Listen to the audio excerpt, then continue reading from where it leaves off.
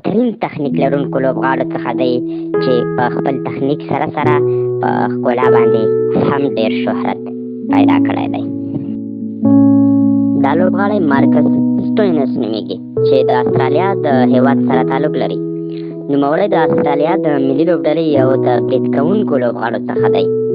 نوموړی په ملي لوبډله کې د الراونډر په حیث لوبیږي او د خپلې ښکلې لوبې له امله په اکثره لیګونو کې هم ورته ځای ورکړلی شوی دی.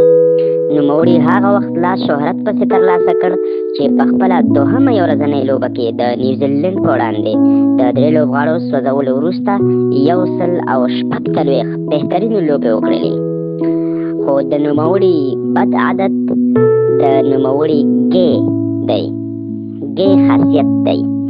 یعنی اکثره لوبغاړي په نوموړي باندې د ګې فکر کوي، یعنی د هلکانو خوښونکی یا د هلکانو سره مینه کوونکی دی.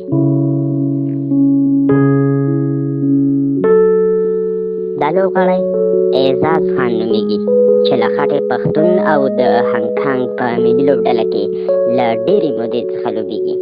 نوموړی د هانګ د ملي لوبډلې لپاره یو له برید کوونکو الراونډرانو څخه او د کرکټ د نړۍ یو له ښکلې څېرې لرونکو لوبغاړو څخه شمېرلی کېږي. دا لوبغاړی سیبیک اتل نومیږي چې د افغان ملي 19 کلنې لوبډلې غړی دی.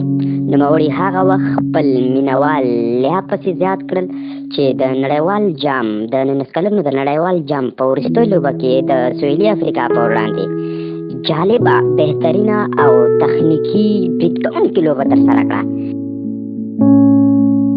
دا لوبغاړی د استرالیا د ملي لوبډلې یو د پیاوړو توپ ویشتونکو څخه دی چې په دې وروستیو کې یې زیات نوم ګټلی دی. دا لوبغاړی اډم زمپه نومیږي او د خپلو ځانګړیو ویښتانو لرلو له امله د کرکټ په نړۍ کې زیات شهرت لري او نوموړی د خپل کم عمر له امله هم زیات شهرت لري. او بالاخره دا هغه لوبغاړی دی که د کرکټ له هر مینوال څخه پوښتنه وشي چې د کرکټ د نړۍ تر ټولو ښکلی او ښکلې څېرې لرونکی لوبغاړی څوک دی، نو پرته له فکر کولو به درته د کوینټن ډیکاک نوم واخلي. دا کوینټن ډیکاک دی او یو له نوموتلو لوبغاړو څخه دی.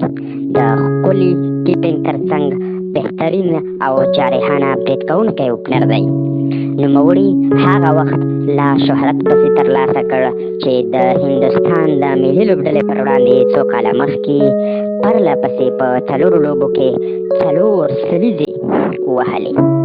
نوموړی اوس وخت کې د افریقا د ملي لوبډلې د کپتان په حیث باندې ټاکل شوی دی.